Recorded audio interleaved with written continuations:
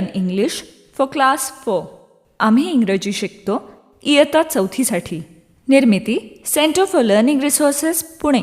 प्रस्तुती शिक्षण विभाग, जिल्हा परिषद अहमदनगर. लेसन 42. रेडिओ ऐकणाऱ्या मित्रमैत्रिणींनो, आम्ही इंग्रजी शिकतो या कार्यक्रमाचं एक खास वैशिष्ट्य आहे. या कार्यक्रमात तुम्ही फक्त ऐकायचंच नाही आहे, तर कार्यक्रम ऐकता ऐकता सुनीता मावशी जसं सांगेल त्याप्रमाणे बोलायचंय सुद्धा.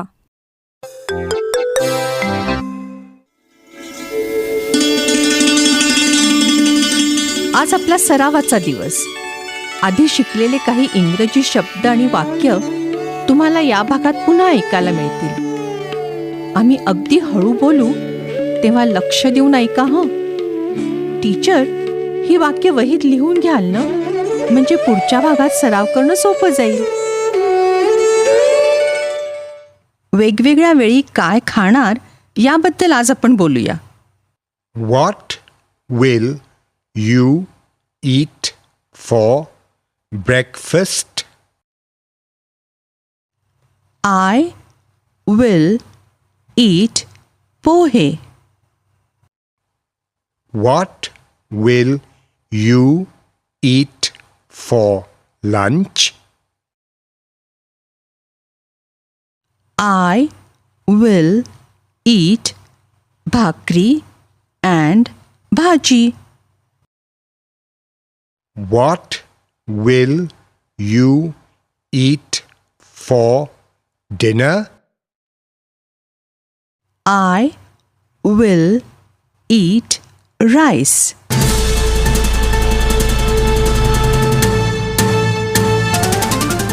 रेडिओ ऐकणाऱ्या मित्रमैत्रिणींनो, आता तुमची पाळी. शाळेत किंवा घरी जिथे असाल तिथे माझ्या सूचनांप्रमाणे बोलायचं हं. लाजायचं नाही बरं का. असं बोलून बोलूनच तुमचं इंग्रजी सुधारणार आहे.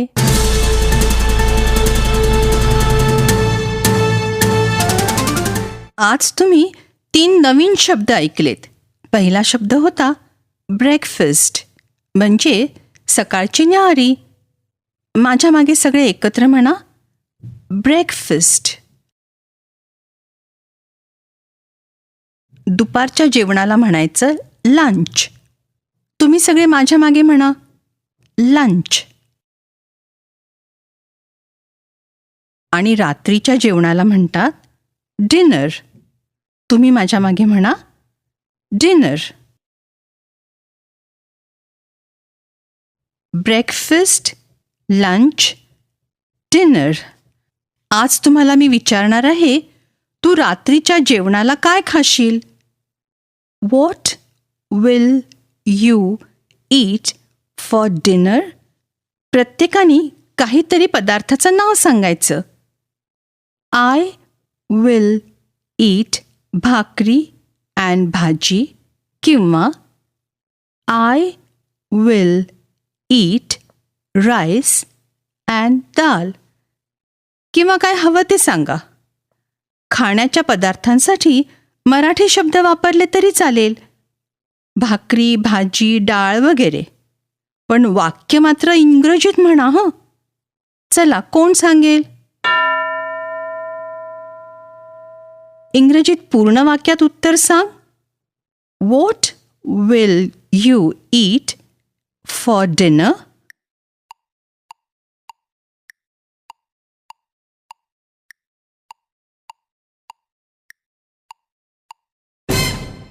रात्रीच्या जेवणाला काय खाणार हे दुसरं कोण सांगेल?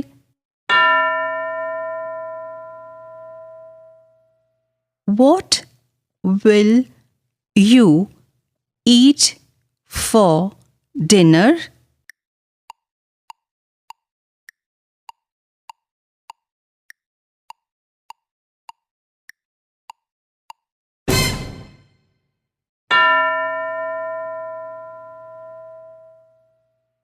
दुसरं कोणतरी सांगा. What will you eat for dinner?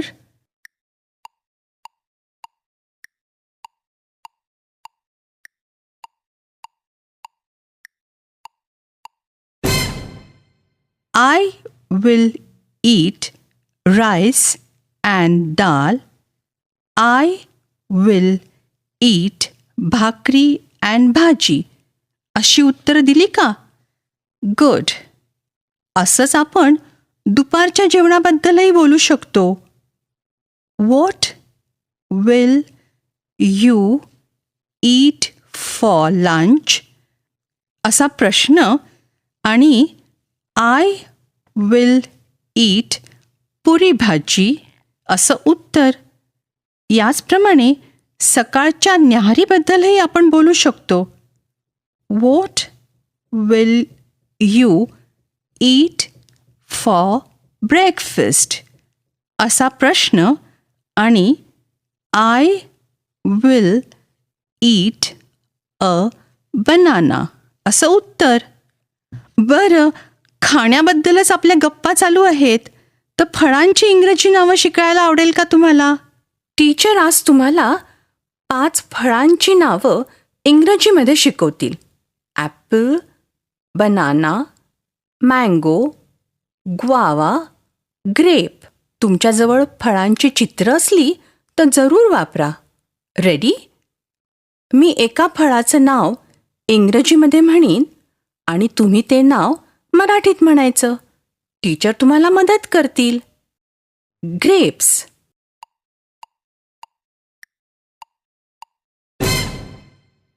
Grapes म्हणजे द्राक्ष.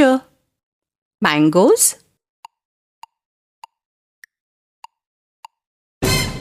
मँगोज म्हणजे आंबे. ॲपल्स.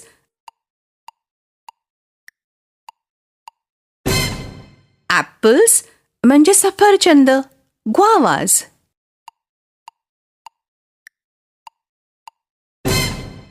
ग्वावाज म्हणजे पेरू.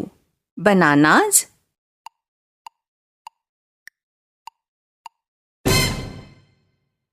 बनानाज म्हणजे केळी. Good, very good. Grapes, mangoes, apples, guavas, bananas. आता टीचर तुम्हाला आणखी 5 फळांची नावं शिकवतील. Papayas, oranges, pineapples, jackfruits, watermelons. Teacher, teach the names of 5 more fruits. Papayas, oranges, pineapples, jackfruits, watermelons. Ready? आता मी ज्या फळाचं नाव इंग्रजीमध्ये म्हणीन तुम्ही ते नाव मराठीत म्हणायचं. पपायाज.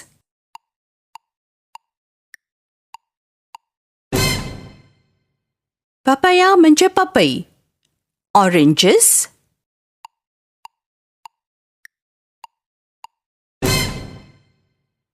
ऑरेंज म्हणजे संत्र. पायनॅपल.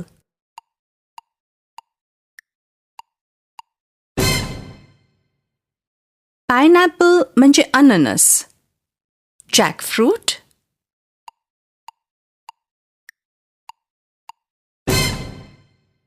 जॅकफ्रूट म्हणजे फणस. वॉटरमेलन.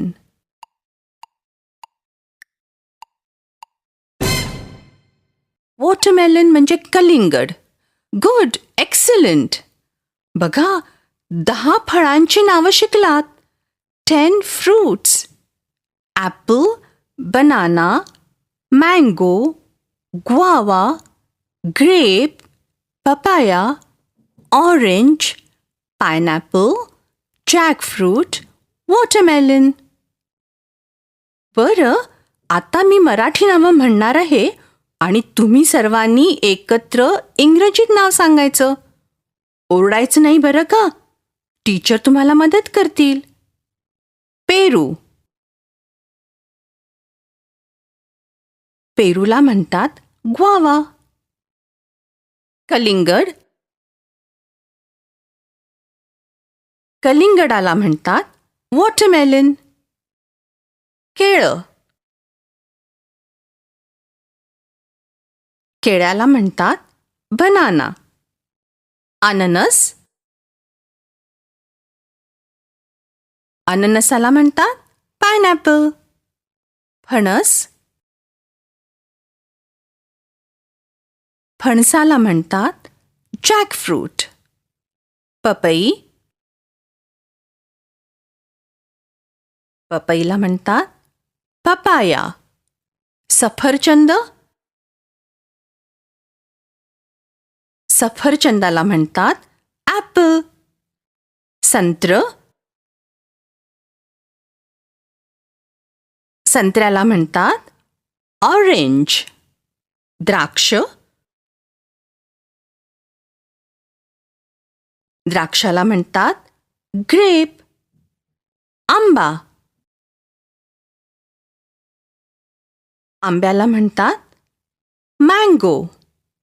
पाठानंतर पुढची 15 मिनिटं टीचर आज शिकलेल्या इंग्रजी प्रश्नोत्तराचा सराव घेतीलच. आता यानंतर एक गाणं ऐकूया. आधीच्या एका पाठात तुम्ही ते शिकला आहात. रेडिओ बरोबर तुम्हीही म्हणा हे गाणं.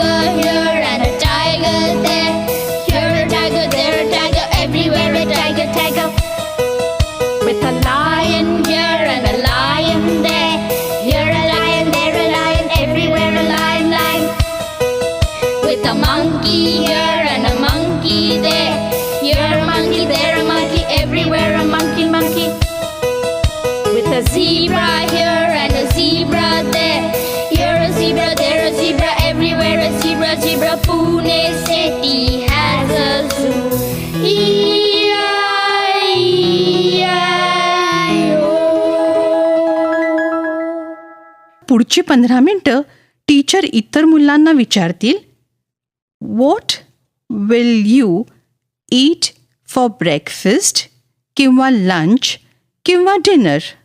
ब्रेकफास्ट, लंच आणि डिनरला काय खाणार याबद्दल इंग्रजीत बोलायला सांगतील. आपण भेटूया आता पुढच्या पाठाच्या वेळी.